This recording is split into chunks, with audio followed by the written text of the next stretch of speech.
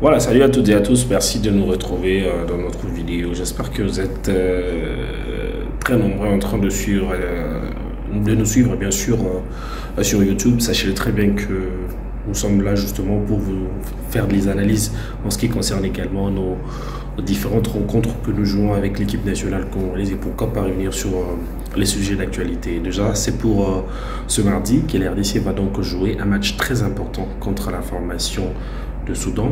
Un match qui peut à tout prix permettre à la RDC de se qualifier directement à la Coupe du Monde au cas où le Sénégal perdait contre la formation de la Mauritanie.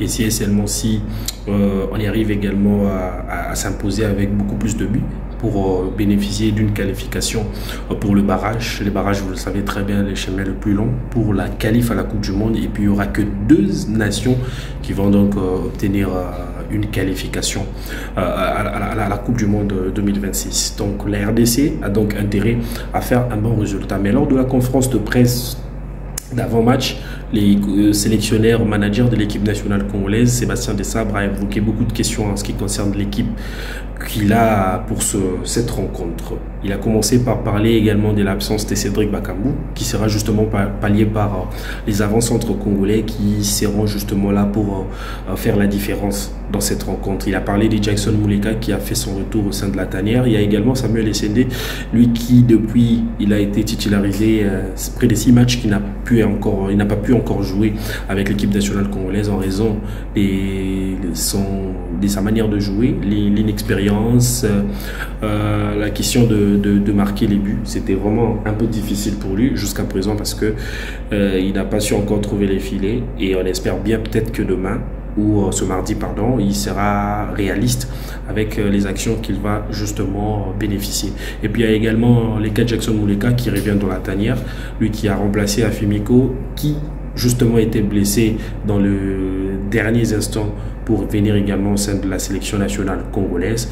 Et après sa forme aussi en club, on sent quand même qu'il est un peu, je dirais, il est beaucoup plus il est beaucoup plus utilisé par son entraîneur. On espère bien qu'il va montrer encore les atouts qu'il a. Genre, je me rappelle son tout dernier but marqué au sein de la sélection revient de la rencontre que nous avons joué contre la Gambie. Là, c'était pour la qualif en 2018, hein, si je ne me trompe pas, pour la Coupe d'Afrique des Nations en 2021. C'était bien sûr du côté... Et pardon, en 2019, qui était c'était pour le compte de la CAN Égypte, que nous avons joué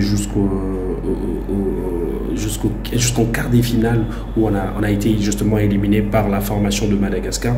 On espère bien que nous allons retrouver Mouleka du TP Mazembe, Mouleka de la formation d'Anderlecht, non pas Anderlecht, Standard de Liège, Mouleka justement de Besiktas au début, avec qui il avait fait un peu de merveille, mais malheureusement jusqu'à présent les joueurs n'est plus les buteurs ultimes que nous avons vus dans les années antérieures, mais nous espérons qu'il va faire un bon résultat. Il y a les Cibor, Fiston Kalamaele, qui est l'homme à tout en fait pour la formation de Pyramide. Il a permis à cette formation de gagner sa toute première Ligue des Champions, qui est justement historique pour cette formation égyptienne.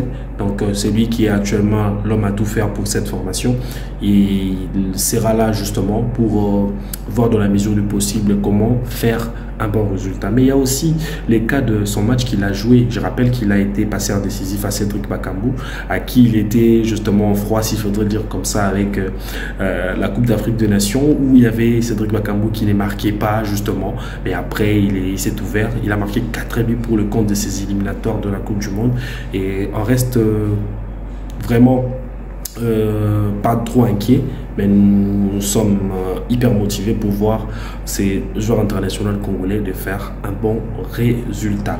Mais pour le compte de gardien, l'entraîneur Sébastien Desabre était justement clair. Il a tranché en disant que Dimitri Berthaud ne sera pas le numéro 1. Vous le savez très bien que le joueur souffre actuellement d'un problème de club et on espère bien qu'après la trêve internationale, il va donc se chercher pour pourquoi pas en Asie, ou trouver également du temps de jeu. Question de bien vouloir être en forme pour bénéficier de la sélection du sélectionneur manager de l'équipe nationale congolaise, Sébastien Dessart, parce que c'est vraiment quelqu'un à qui l'entraîneur comptait beaucoup sur lui, mais après, il n'a pas su saisir cette opportunité et avoir de managers qu'il faut pour lui permettre de retrouver un peu le temps de jeu, ou un club question de venir à tout moment au sein de la sélection. Mais nous ne savons pas s'il sera là justement au mois de novembre. Peut-être qu'il aura beaucoup de mesures de grâce, comme ça c'est fut le cas avec Chancel Mbemba, qui a fait près d'un an, il n'a pas su jouer un match officiel, mais vous allez comprendre qu'il était sélectionné et puis faisait des matchs moyens. Vous allez comprendre.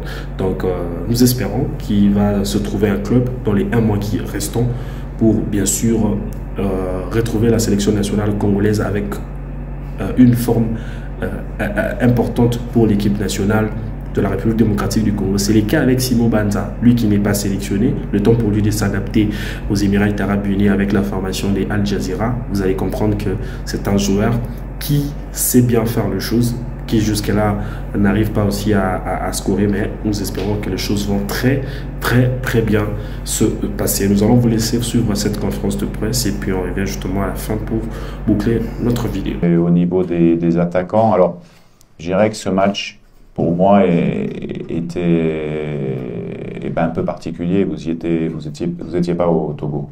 Non, voilà.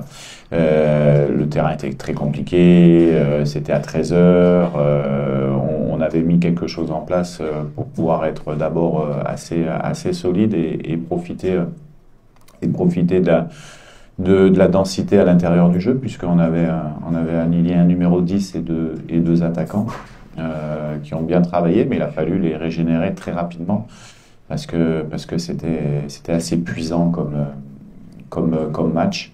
Et puis après, en ce qui concerne l'attaquant pour demain ou les attaquants pour demain, vous verrez demain. Mais comme j'ai toujours dit, s'ils sont là, si Sam est là, si Fiston, si Jackson a été rappelé, c'est qu'on estime qu'ils peuvent être alignés d'entrée demain sur le poste d'attaquant, que ça soit à 2 attaquants ou à 1 ou à 3 attaquants de toute manière. Donc, mais voilà, tout le monde est opérationnel et bien sûr qu'il y aura des choix à faire devant, mais des choix qui seront faits en fonction d'une stratégie globale de jeu.